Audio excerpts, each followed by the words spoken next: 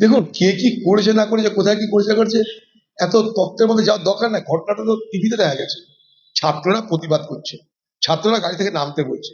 হতে পারে আপনাদের খারাপ লাগতে পারে, পুলিশকে ডাকুন, দুটো রুখার ব্যবস্থা করুন, পুলিশকে ডেকে আপনারা ডান্ডা চালান, আপনারা কাদানে গ্যাস ছোড়েন, এটাও করুন, থানা তো সামনে।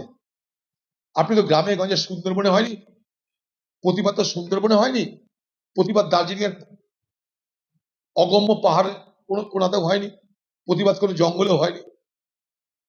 খোলা শহরে, কলকাতা মতন শহরে, মেট্রোপলিটন সিটি কলকাতা, চোখের সামনে ঘটনা ঘটছে, সামনে থানা, ডাকুন পুলিশকে, ডেকে বলুন আমাকে রক্ষা করুন। পুলিশ তো আপনাদের রক্ষা করার জন্য ব্যস্ত হয়ে আছে। আপনার গাড়ি চালাতে গেলেন কেন সেই ছেলেগুলোর উপরে? তাদের জীবন নিয়ে এরকম ছিনিমিনি খেলা হচ্ছে কেন? তাদের জীবনের মূল্য কে দেবে? তাদের চোখের মূল্য কে দেবে? বলুন, ছেলেটা যদি চোখ চলে যায়, তাদের মূল্য কে দেবে? আপনারা নাটক করেন, নাটক লেখেন, সে কথা আন্দোলনের কথা বলেন আপনারা। ছাত্র জীবনে আন্দোলন করবে, এটা তো ছাত্র জীবন। আজকে পশ্চিমবঙ্গের কলেজে কলেজে, বিশ্ববিদ্যালয় বলুন, কোথাও ছাত্রদের কোনো ভোট হয় না। ভোট হয় না বলে পশ্চিমবঙ্গে আজ ছাত্র নেতা থেকে দলের নেতা হওয়ার সংকট দেখা দিয়েছে। আমরা চাই ছাত্ররা নির্বাচন করুক, ছাত্ররা ভোট দিয়ে ভোটে অংশগ্রহণ করুক, ছাত্ররা বিতর্ক করুন কলেজে কলেজে, তবে না সমাজ বড় হবে, তবে না সমাজে বাগ্মী তৈরি হবে, তবে না সমাজ নতুন দিশা পাবে। আজকে ছাত্র জীবনে এটা সবচেয়ে বড় পুঁজি, সেইটাকে খতম করে দেওয়া হলো বাংলায় শুধুমাত্র সংকীর্ণ রাজনীতির জন্য। এটা এটা আমাদের রাজ্যের ক্ষতি বলে আমি মনে করি। পশ্চিমবঙ্গের বেহাল শিক্ষা ব্যবস্থা, এখানে যুবশ্রী আছে, কন্যাশ্রী আছে, অনেক কিছু শ্রী আছে, কিন্তু এ বাংলায় ছাত্রের সংখ্যা বাড়ছে না। তার মানেটা কি? তার মানে হচ্ছে ছাত্ররা স্কুলে যাচ্ছে না। কেন যাচ্ছে না? তাদের রুটি রুজির টান আছে। তাদের বাবা মা কি বলছে?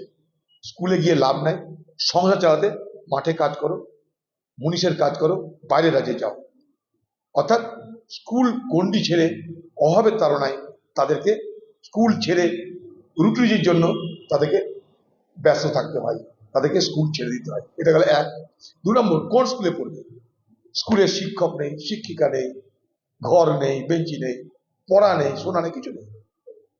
পশ্চিমবঙ্গের স্কুলে যেখানটায় আপনি বললেন, গত বছরের থেকে এবছর ছাত্রছাত্রীর সংখ্যা বাড়া উচিত ছিল।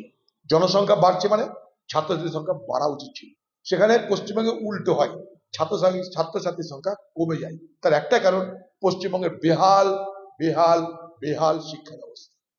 যে শিক্ষা ব্যবস্থায় শুধু ছাত্রের সংখ্যাই কমছে না, যারা ছাত্র বা ছাত্রী, তাদের কোয়ালিটি অফ এডুকেশন, তাদের শিক্ষার মান, সেটাও কিন্তু একদম পতনের দিকে চলে গেছে। তাই আজকে পশ্চিমবঙ্গে সরকারি শিক্ষা ব্যবস্থায় আমাদের মা বাবার, ছাত্রদের বাবা মারা, তারাই ভর্তি করতে চায় না, কিন্তু নিরুপায়, তারা কোথায় যাবে? সব গ্রামে তার বেসরকারি স্কুল নেই, বেসরকারি স্কুলে পড়ার মতন অর্থও নেই, তাই বাধ্য হয়ে সরকারি স্কুলে পড়ায়। এটা পশ্চিমবঙ্গের হতাশজনক শিক্ষা ব্যবস্থার একটা সব থেকে বড় পরিচয়। বাংলার সরকার শিক্ষায় ফেল, মানে ডাহা ফেল করেছে, শিক্ষায় ডাহা ফেল। তাই এ রাজ্যে যেখানে ছাত্রছাত্রীর সংখ্যা বাড়ার কথা, সেখানে কমে যায়। এখানে গঙ্গা উল্টো স্রোতে বয়।